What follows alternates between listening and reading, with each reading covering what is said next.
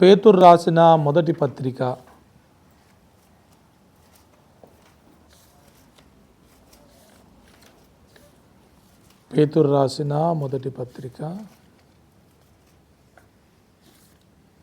యాకోబు పత్రిక తర్వాత పేతురు పత్రిక. ఈ శుక్రవార దినమున మనం దేవుని వాక్యములో నుంచి కొన్ని మాటలు చూద్దాం. తీశారా? అపోస్తులైన పేతురు రాసిన మొదటి పత్రిక 3వ అధ్యాయం 12వ వచనం చదవండి. ఇవన్నీ ఇట్లు లయమైపోవునవి గనుక ఆకాశములు రవులుకొని మొదటి పేతురు 3:12 ప్రభువు కన్నులు నీతిమంతుల మీదను ఆయన చెవులు వారి ప్రార్థనల వైపునను ఉన్నవి గాని ప్రభువు ముఖము కీడు చేయు వారికి విరోధముగా ఉన్నది. రైట్, వింటున్నారా? పాపమ్మ గారు మీరు కొద్దిగా జరగండి. చాలా బాగా వినాలి. రైటా? చాలా బాగా వినాలి. ఈరోజు మనం ప్రార్థన చేయడానికి ఇక్కడికి వచ్చాం. రైటా? ప్రార్థన చేయడానికి వచ్చిన మనతో ప్రభువు మాట్లాడాలనుకున్న మాట ఏంటంటే, మొదటి పేతురు పత్రిక 3వ అధ్యాయం 12వ వచనములో నుండి ప్రభువు యొక్క కన్నులు నీతిమంతుల మీద ఉన్నాయంట. దేవుని కన్నులు ఎవరి మీద ఉన్నాయి? అంటే దేవుడు పాపులను చూస్తాడు, నీతిమంతులను కూడా చూస్తాడు. కానీ ప్రత్యేకమైన దృష్టి దేవునిది నీతిమంతుల మీద ఉన్నది.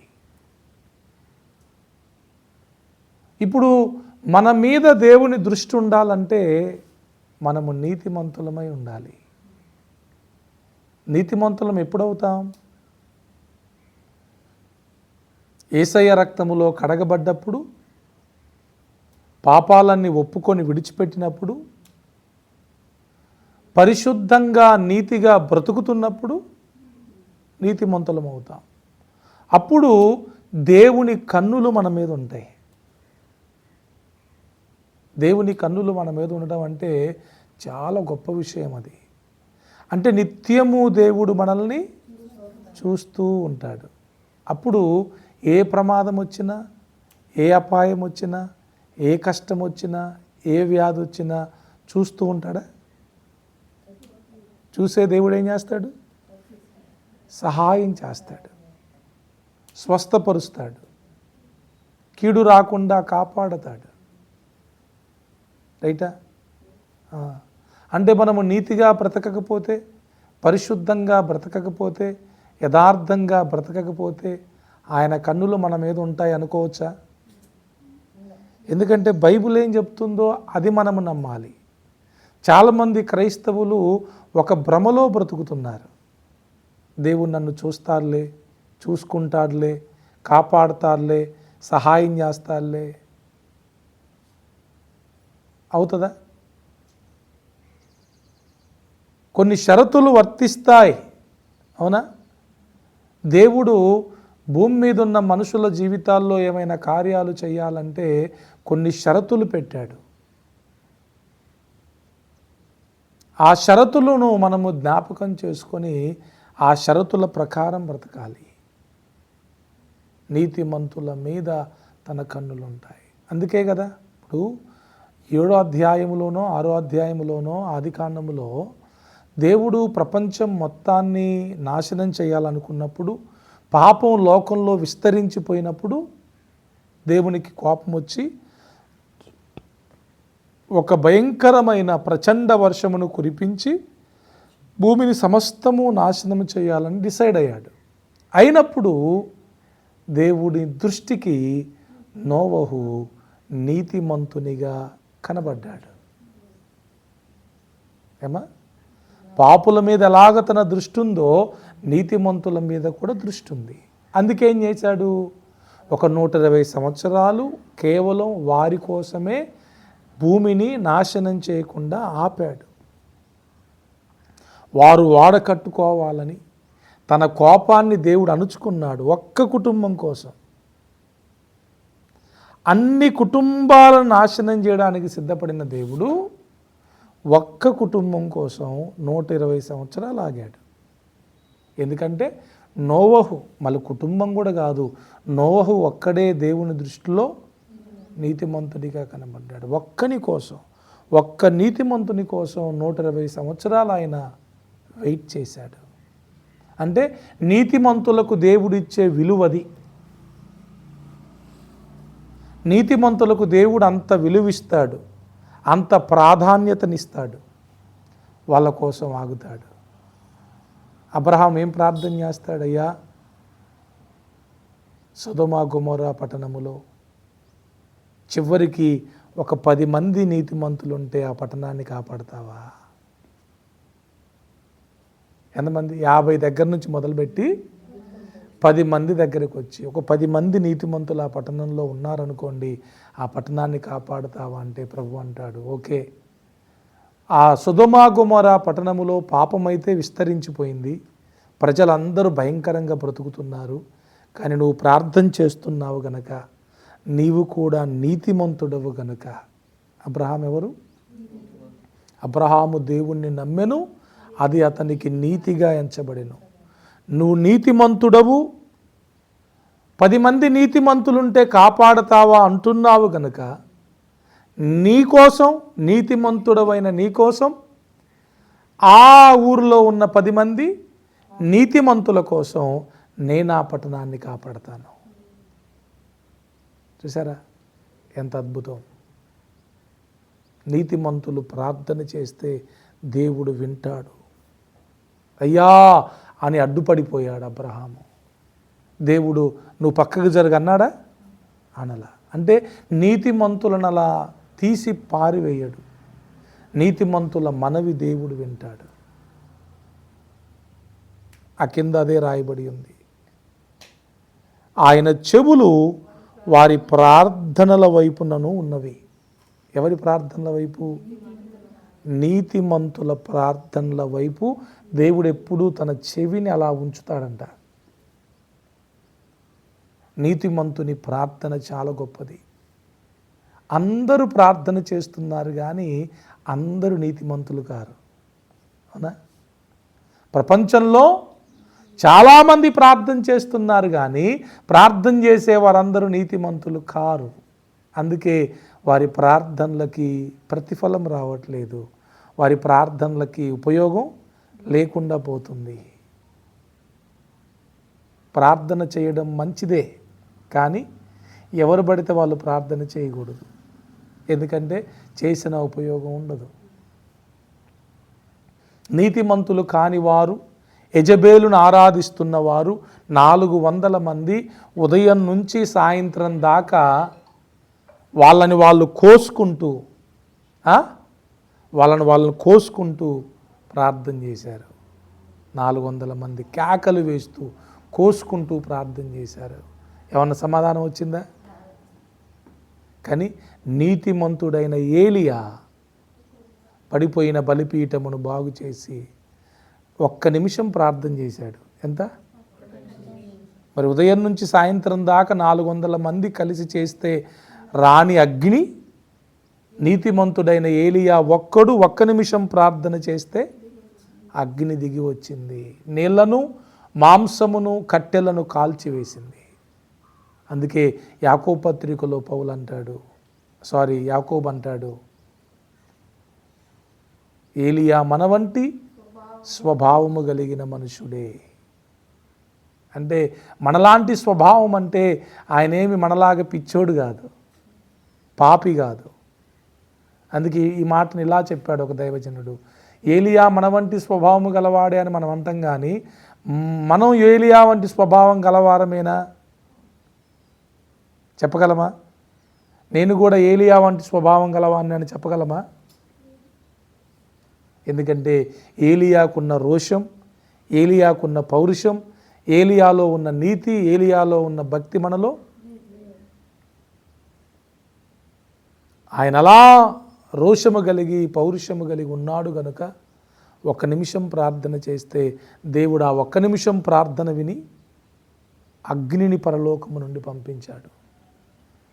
అందుకే నీతిమంతుల ప్రార్థన బహు బలము గలదే అనే మాట యాకోబు వాడతాడు. మీ అందరికీ అర్థమవుతుందా?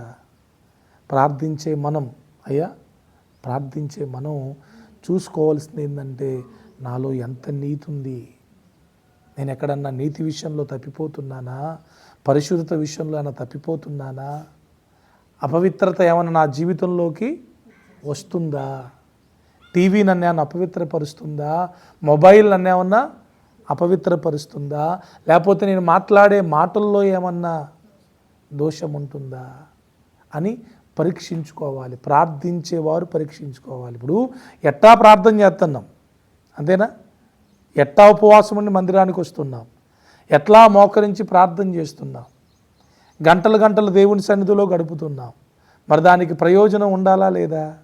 ఊరకనే గంటలు ప్రార్థన చేయడం వల్ల ఏంటి ఉపయోగం? దావీదు మీకు తెలుసుగా, బెస్తబాతో పాపం చేశాడు, హాయిగా బెస్తబా భర్తని చంపేశాడు ఊరియాని. చక్కగా ఈ బెస్తబాతో కాపురం చేస్తే సంతానం కలిగింది. ఆ పుట్టిన బిడ్డ రోగముతో పుట్టాడు. మనోడు ఏకంగా 7 రోజులు ఉపవాస ప్రార్థన పెట్టుకున్నాడు ఇప్పుడు ఆ బిడ్డ బతకాలని. బతికాడా? మరి ఉపవాస ప్రార్థన చేసిండుగా దావీదు. ఎందుకు బతకలే బాబు? నువ్వు పాపం చేసి ఉపవాస ప్రార్థన 7 రోజులు చేస్తేంది, 70 రోజులు చేస్తేంది? అర్థమవుతుందా? ఉపవాస ప్రార్థన కాదు, ఇంకా ఏ ప్రార్థన అయినా నువ్వు ఎన్ని రోజులన్నా చెయ్యి. పాపములో అవినీతిలో ఉండి నువ్వు ఉపవాసం ఉన్నా, కన్నీరు గార్చినా, రోధించినా నీ ప్రార్థన ఎవరింటారు? కట్టిక ఉపవాసం, మళ్ళీ దావీదు ఆ టైంలో కట్టిక ఉపవాసం పెట్టుకున్నాడు. కానీ చివరికి బిడ్డ చనిపోయాడు. మీకు విషయం తెలుసా? దావీదేం ఫీల్ అవ్వలేదు తెలుసా? తన బిడ్డ చచ్చిపోయినందుకు మనమైతే ఏమంటాం? ఇన్ని రోజులు ఉపవాస ప్రార్థన చేస్తే కనీసం దేవుని నా ప్రార్థన కూడా వినలేదు అని దేవుని మీద అలుగుతాం మనం. దేవుని మీద కోపం వచ్చింది మనకి, ఇంకా ప్రార్థన చెయ్యం ఇక. కానీ దావీదుకు తెలుసు, దావీదుకు దేవుడు చేసిందే కరెక్ట్ అని తెలుసు, నేను చేసింది తప్పు అని దావీదుకు తెలుసు. అందుకే మారు మాట మాట్లాడకుండా మర్యాదగా వెళ్ళి స్నానం చేసి రాజబట్టలు కట్టుకొని అన్నం పెట్టమని అన్నం తినేశాడు. అదేంటయ్యా, బిడ్డ రోగి అయి ఉన్నప్పుడేమో ఉపవాస ప్రార్థన చేసినావు, చచ్చిపోయినాక ఇంకెక్కడ నువ్వు బాగా ఏడుస్తావో, గుండె బాదుకొని నువ్వు అన్నం తినకుండా అలుగుతావేమో అనుకుంటే నువ్వు హాయిగా భోజనం చేస్తున్నావు అంటే ఆయన అంటాడు, హలో, నేను ఆయన దగ్గరికి పోవాల్సిందే తప్ప ఆయన నా దగ్గరికి రాడు గనక ఈ ఉపవాసం ఉండి ఏం ప్రయోజనం? దేవుని మీద అలిగేం ప్రయోజనం? చేసిందే పెద్ద తప్పు, నేను దేవుడు చేసిందే న్యాయం అని ఒప్పుకొని మరలా దేవుని సన్నిధిలో యథార్థంగా బ్రతకడం మొదలుపెట్టాడు. Praise the lord. అదే చెప్తున్నాను నేను. మనం ఎట్లా ప్రార్థనలు చేస్తున్నాం, ఎట్లా ఉపవాసాలు ఉంటున్నాం, ఎట్లా మోకరించి గంటలు ప్రార్థన చేస్తున్నాం. అదేదో నీతిగా చేస్తే, పరిశుద్ధంగా చేస్తే, యథార్థంగా చేస్తే దేవుడు ప్రతిఫలం ఇస్తాడు కదా, అవునా కాదా?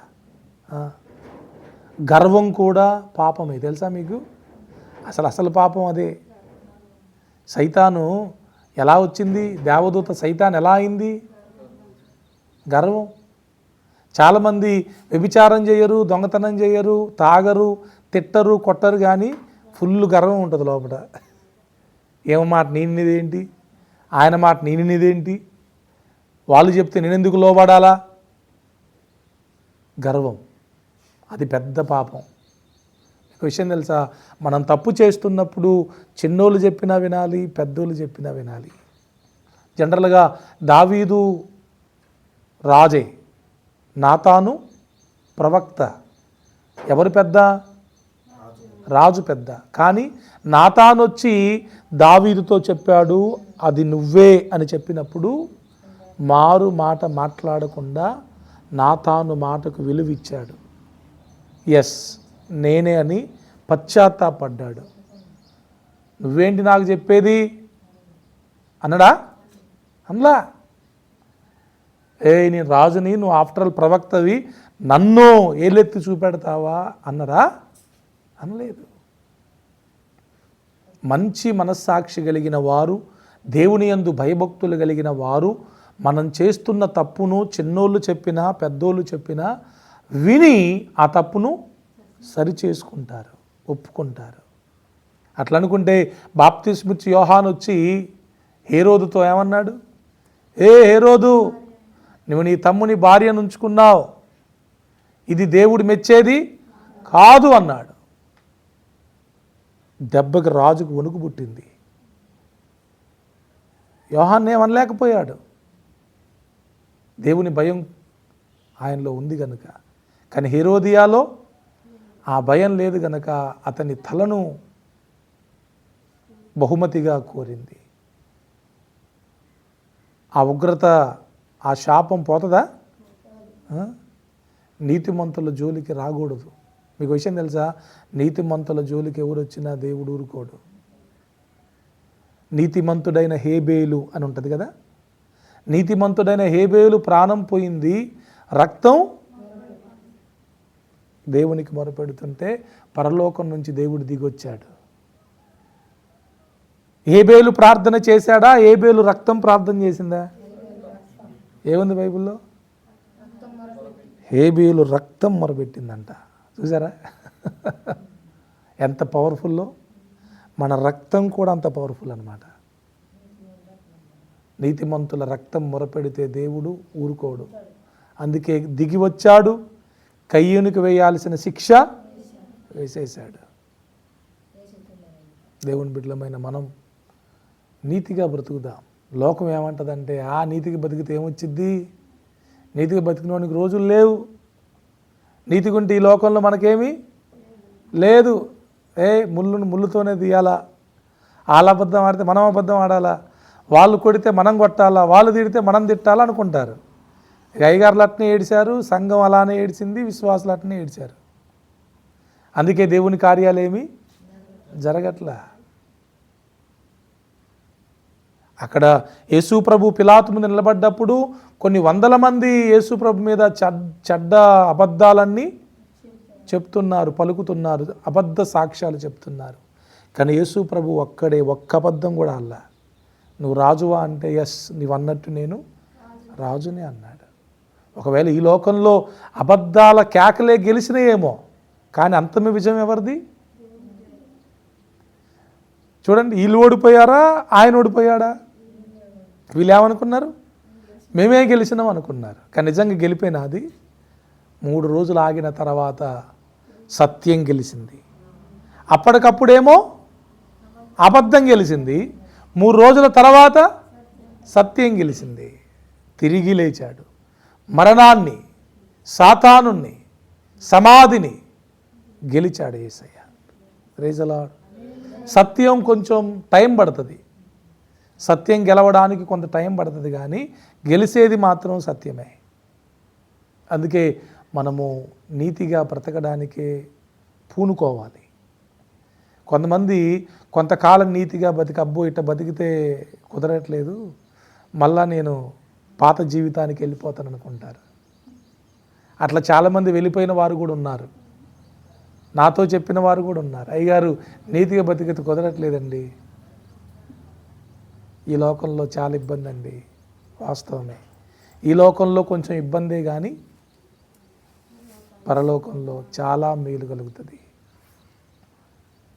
నీతిమంతుల మీదనే నిందలేస్తారు, నీతిమంతుల మీదనే అవమానాలు వస్తాయి, నీతిమంతులనే పాపులుగా తీరుస్తారు. కానీ దేవుడు తెలుసు. నాబూతు అనే ఆ ద్రాక్ష తోట కలిగిన ఆయన మీద యెజబేలు, అహబు అబద్ధ సాక్ష్యాలను ఏర్పాటు చేసి పంచాయతీ పెట్టి ఊర్లో వాళ్ళందరితో రాళ్ళతో కొట్టి చంపేశారు. ఏమనుకున్నారు తెలుసా? అబ్బా, ఇక నాకు ఈ అడ్డు తొలగిపోయింది, ఇక ఆ ద్రాక్ష తోట మనదే అయింది అనుకున్నారు. కానీ తిష్పీయుడైన ఏలియా వచ్చాడు. ఏ యెజబేలు, ఏ రక్తాన్నైతే, ఏ నాబోతు రక్తాన్నైతే ఈ కుక్కలు ఇప్పుడు నాకాయో, ఖచ్చితంగా నీ రక్తాన్ని కూడా ఇదే కుక్కలు నాకుతాయని చెప్పాడు. ప్రవచనం అది నెరవేరిందా లేదా?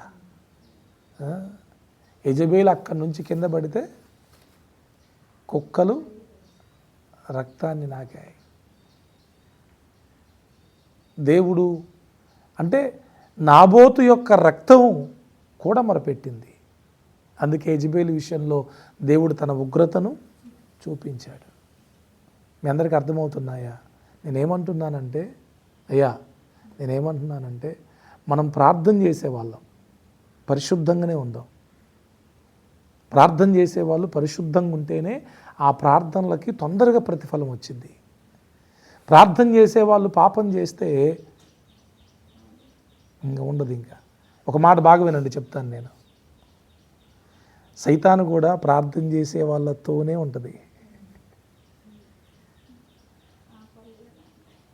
ఎందుకంటే మనల్ని అపవిత్రం చేయడానికి. ఇప్పుడు ఇక్కడ బాగా ప్రార్థన చేసినాం కదా, ఇంటికి పోయినాక బాగా శోధిస్తుంది. శోధిస్తే మనం ఏదో ఒక తప్పు చేసేస్తాం. టీవీ చూడమను, మొబైల్ చూడమను, లేకపోతే ఇంకేదో చిన్న చిన్న సులువుగా చిక్కులు పెట్టు పాపాలనుందా హెబ్రీయులకు రాసిన పత్రికలో? సులువుగా, అసలు పెద్ద కష్టపడదు సాతాను. ప్రార్థనా పరులను తప్పు చేయించడం చాలా ఈజీ దానికి. అందుకే మనం పొరపాటును కూడా పౌలు అంటాడు కదా, సాతాను తంత్రాలను మనము ఎరగని వారము కాదు అంటాడు. అంటే మనకు అర్థమవ్వాలి, ఓకే ఈ శోధన సాతాను నుంచే కలుగుతుంది, ఈ ప్రేరేపణ సాతాను నుంచే కలుగుతుంది, ఈ శోధనకి ఈ ప్రేరేపణకు నేను లోబడకూడదని గట్టిగా నిలబడినప్పుడు మనం గెలుస్తాం. గెలిచినప్పుడు మన ప్రార్థన కూడా గెలుస్తుంది. అమ్మా, ఎక్కువ మంది ప్రార్థనా పరులు పడిపోతున్నారు. ఎక్కడ? పాపములో. వీళ్ళు పరిశుద్ధంగా ఉండి ప్రార్థన చేస్తే దేవుని గొప్ప గొప్ప కార్యాలు జరుగుతున్నాయని సాతానుడు చిన్నగా వాళ్ళ దగ్గరికి వచ్చి ప్రార్థన అయితే చేసుకోలే కానీ పాపం కూడా చేయి అంటది. మనకి భలే కనిపిస్తుంది, అబ్బా ఏమా ఉంది ఈ ఆఫర్ మనకి. ప్రార్థనే, పాపమే అనుకుంటాం మనం. అక్కడే పప్పులో కాలేసేది. మీకు విషయం తెలుసా? బాగా వినండి అమ్మా. ప్రార్థన చేసేవాడు పాపం చేశాడనుకో, ఇంకా ప్రార్థన చేయడిగా. ఇంకెవరు చేస్తాడు?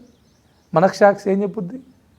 చాలే నీ ప్రార్థన, నిన్ననేగా ఈ తప్పు చేసింది, పొద్దున్నేగా ఈ తప్పు చేసింది, మళ్ళీ ఏ మొహం పెట్టుకొని వచ్చి ప్రార్థన చేస్తున్నామని మళ్ళీ సైతానే చెప్పుద్ది మనకి. కరెక్టే కదా అని మనం ప్రార్థన మానేద్దాం. ఇంకా ప్రార్థన మానేసినామంటే అర్థం ఏంటి తెలుసా? ఇక అదే పాపాన్ని కంటిన్యూ చేస్తూనే ఉంటాం. ఇక ఇంత మర్మం ఉంటుంది. అందుకే ప్రార్థన చేయటం అంత ఈజీ కాదు. కొంతమంది పెద్ద వీరుల్లాగా శూరుల్లాగా గట్టిగా ఒక వారం లేదంటే ఒక నెల చేస్తారు, ఆ తర్వాత ఇంగుట్టిదే. అదేంది మొన్నటిదాకా బాగా ప్రార్థన ఆగయ్య గారు ఏడ చేస్తావు, ఈ శోధనలు, ఈ బాధలు, ఈ కష్టాలు, అయ్యో ప్రార్థన చేయని ఇట్లా నన్ను. అవును, ప్రార్థనా పరుల చుట్టూ శోధనలు ఉంటాయి, బాధలు ఉంటాయి, కష్టాలు ఉంటాయి, అయినా మనం ప్రార్థన చేయాలా? ఇంకో విషయం తెలుసా మీకు? ఇక్కడ దేవుని వాక్యములో రాయబడిన మాట చూడండి, 4వ అధ్యాయంలోకి రండి. మొదటి పేతురు 4:1-2 చదవండి. క్రీస్తు శరీరమందు శ్రమ పడెను గనుక మీరును అట్టి మనస్సును ఆయుధముగా ధరించుకొనుడి. శరీర విషయంలో శ్రమ పడిన వాడు, ఆ మాట అండర్లైన్ చేసుకోవాలి. శరీర విషయంలో శ్రమ పడిన వాడు శరీరమందు జీవించు విషయంలో జీవించు మిగిలిన కాలము మీదట మనుజాశలను అనుసరించి నడుచుకొనక దేవుని ఇష్టానుసారముగానే నడుచుకొనున్నట్లు పాపముతో జోలి ఇక నేమీ లేక యుండును. రైట్, మీకు అర్థమయ్యేటట్టు చెప్తా వినండి అమ్మా.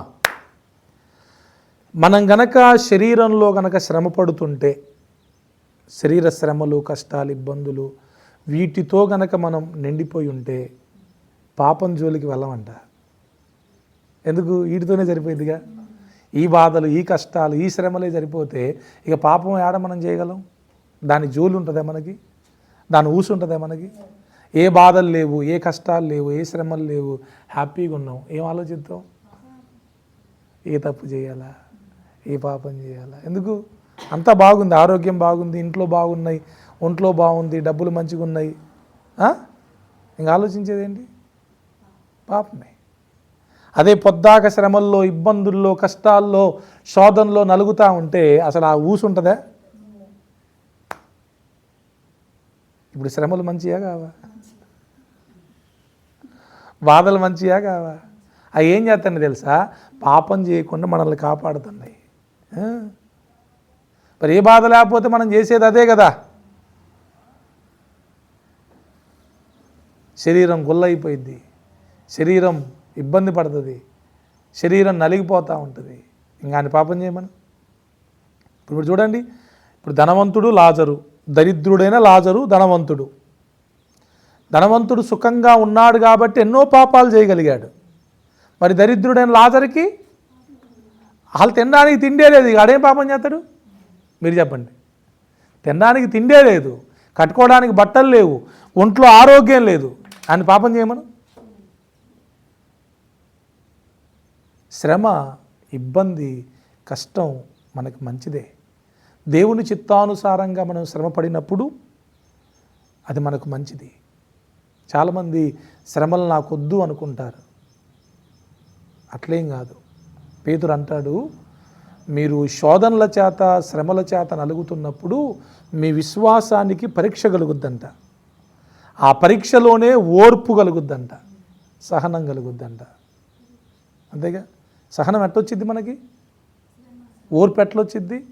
ఎక్కువ శ్రమలు వస్తే ఎక్కువ ఓర్పు వచ్చిద్ది, ఎక్కువ కష్టాలు వస్తే ఎక్కువ ఓర్పు కలుగుద్ది. ఏ కష్టము, ఏ బాధ లేదనుకోండి, ఓర్పు ఉండదు, బీపీ ఉంటుంది. నలగాలి ఎవరైనా, నలిగితేనే ఓర్పు అనేది, సహనం అనేది కలుగుతుంది. రైటా? ప్రార్థించే వారులారా, మీ అందరికీ నేను చెప్పేది ఒకటే, మనం చేసే ప్రార్థన వృధా కాకుండా ఉండాలి అంటే మనం పవిత్రంగా, పరిశుద్ధంగా బ్రతకాలి. చాలామంది పాపము చేస్తూ ప్రార్థన చేస్తున్నారు కనుక వారి ప్రార్థనలకు ఏ విలువ లేకుండా పోయింది. పాలల్లో నీళ్ళు కలిసినట్టు ఉంటుందా? విలువ ఉంటుందా? ఎన్ని ఎక్కువ నీళ్ళు కలిపితే అంత విలువ తగ్గుద్ది. ఎంత ఒరిజినల్ పాలైతే అంత రేటు పెరుగుద్ది, విలువ పెరుగుద్ది. ప్రార్థనా పరునికి, విజ్ఞాపన చేసేవారికి ఉండాల్సిన లక్షణం ఏంటి తెలుసా? పరిశుద్ధత, నీతి, యథార్థత. ఇవి మనల్ని, మన ప్రార్థనని పరలోకం చేరేటట్టు చేస్తాయి. ఆ అపోస్తుల కార్యం 10వ అధ్యాయంలో ఇటలీ పటాలం అనబడిన పటాలములో శతాధిపతి అయిన కొర్నేలు ఉంటాడు. అతడు బహు ప్రార్థనలను, బహు దానాధర్మాలు చేసేవాడు. అందుకే దేవదూత వచ్చి ఏం చెప్పుద్ది? కొర్నేలి, నీ ప్రార్థనలు, నీ ధర్మకార్యాలు దేవుని సన్నిధికి జ్ఞాపకార్థముగా చేరినై, అందుకే దేవుడు నన్ను పంపించిండు. నువ్వు చేసే ప్రార్థనలు, నువ్వు చేసే ధర్మకార్యాలు ఎక్కడికి వచ్చినాయి? పరలోకంలో దేవుని సన్నిధికి వచ్చినాయి అబ్బాయి. అందుకే దేవుడు నన్ను పంపించాడు, అందుకే వచ్చిన నేను. మనం ఇక్కడ ప్రార్థన చేస్తే అక్కడ దేవుని సన్నిధికి చేరాలవి. దానియేలు కూడా ప్రార్థన చేయటం మొదలుపెట్టాడు. 21 రోజు అయిన తర్వాత అప్పుడు గాబ్రియేల్ దూత దానియేలు దగ్గరికి వచ్చింది. ఏంటి లేట్ అయింది అంటే, మధ్యలో దుష్టుడు నన్ను అడ్డుకున్నాడు. మికాయేలు దూత వచ్చి నాకు సహాయం చేస్తే వచ్చాను. నువ్వు ప్రార్థన మొదలుపెట్టినప్పుడే నేను అక్కడ బయలుదేరాను బాబు అని దానియేలుకి దేవదూత సంజాయిషి చెప్పుకుంటుందంట. బాబు తెలుసా, దేవదూతలకి ప్రార్థనా పరులు అంటే భయం. ప్రార్థనా పరుల జోలికి అవి రావు, వాళ్ళకి భయం.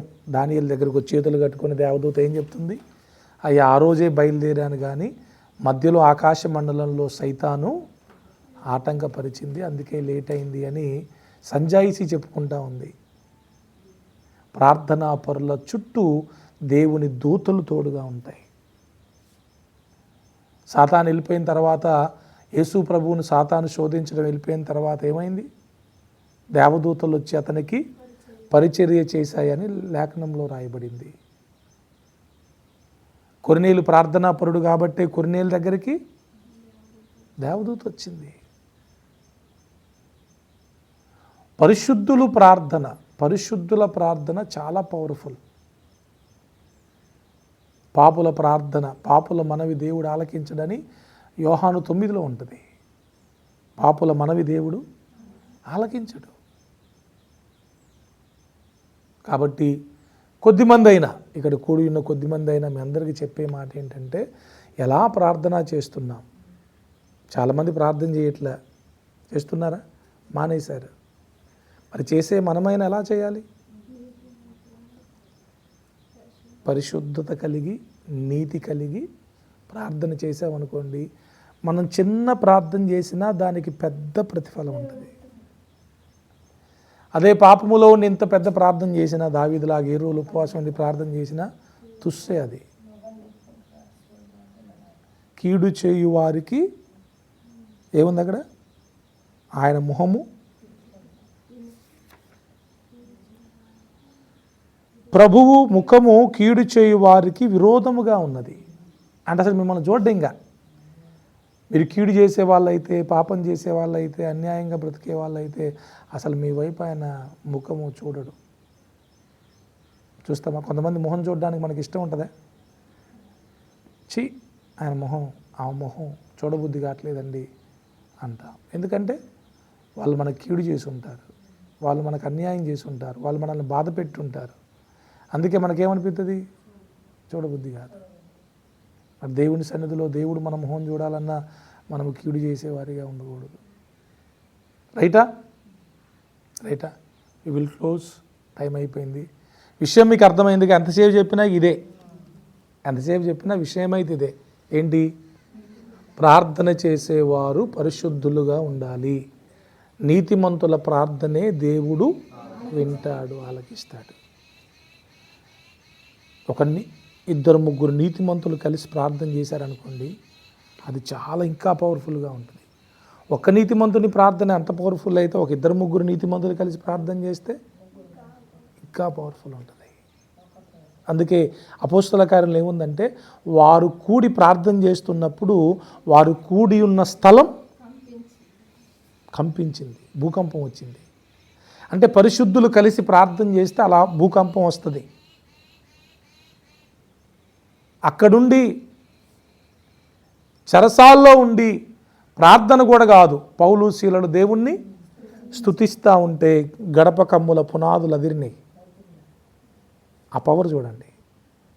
సంఘం అక్కడుండి ప్రార్థన చేస్తుంటే, పేతురు ఇక్కడ జైల్లో ఉంటే పేతురు సంఖ్యలు, అది పవర్.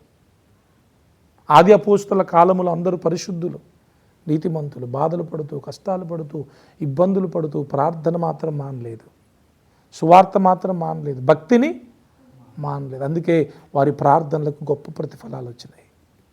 ఈ రోజున సార్వత్రిక సంఘంలో ప్రార్థించేవారు ఉన్నారు కానీ పరిశుద్ధంగా ప్రార్థించేవారు లేరు.